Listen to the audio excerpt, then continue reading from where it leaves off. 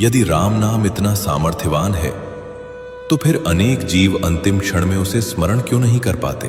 भगवान विष्णु गरुड़ की ओर देखते हैं, पर इस बार उनके नेत्रों में करुणा के साथ एक गहरा रहस्य भी झलकता है। वे कहते हैं, गरुड़, यही वो सत्य है जिसे जान लेने पर जीव जीवन को अलग दृष्टि से देखने लगता है। अंतिम क्षण में वही स्मरण आता है जो जीवन भर अभ्यास में रहा हो।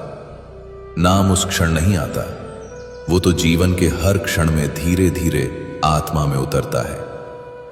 श्री हरि विष्णु कुछ पल रुकते हैं और फिर कहते हैं, गरुड़, यही कारण है कि गरुड़ पुराण में बार बार कहा गया है कि मृत्यु के समय नहीं, जीवन रहते राम नाम को आत्मा का सहारा बनाओ। गरुड़ का हृदय कांप उठता है। वे कहते हैं, प्रभु, तो क्या जो जीवन में नाम से दूर रहा उसके लिए कोई आशा नहीं? भगवान विष्णु का स्वर और भी करुण हो जाता है। वे कहते हैं, गरुड़, आशा तब भी शेष रहती है पर मार्ग कठिन हो जाता है। जो नाम से जुड़ा होता है उसके लिए मार्ग प्रकाशमय होता है, और जो नाम से विमुख होता है उसे वही मार्ग अंधकारमय प्रतीत होता है।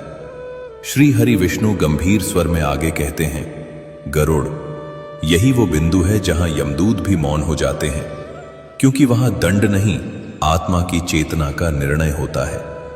गरुड़ विस्मयता से पूछते हैं, प्रभु, तो क्या यमराज भी उस चेतना में हस्तक्षेप नहीं करते? भगवान विष्णु उत्तर देते हैं, गरुड़, राम नाम की चेतना प्रकट होती है, वहां यमराज भी धर्म के अनुसार पीछे हट जाते हैं, क्योंकि नाम स्वयं धर्म का सार है। गरुड़ का स्वर अब श्रद्धा से भर गया है। वे कहते हैं, प्रभु, तब तो राम नाम केवल जप नहीं, जीवित रहते आत्मा की तैयारी है। भगवान विष्णु मंद मुस्कान के साथ कहते हैं, गरुड़, जिसने ये समझ लिया वही सच में जीना जान गया। गरुड़ श्री हरि विष्णु के शब्दों को सुनकर गहन विचार में डूब जाते हैं। फिर धीरे से कहते हैं, प्रभु, यदि जीवन में राम नाम इतना आवश्यक है तो कलयुग का मनुष्य उसे अपनाने में इतना असमर्थ क्यों है? भगवान विष्णु कुछ क्षण मौन रहते हैं, मानो गरुड़ के प्रश्न के पीछे छुपे असंख्य मनुष्यों के मन को पढ़ रहे हों।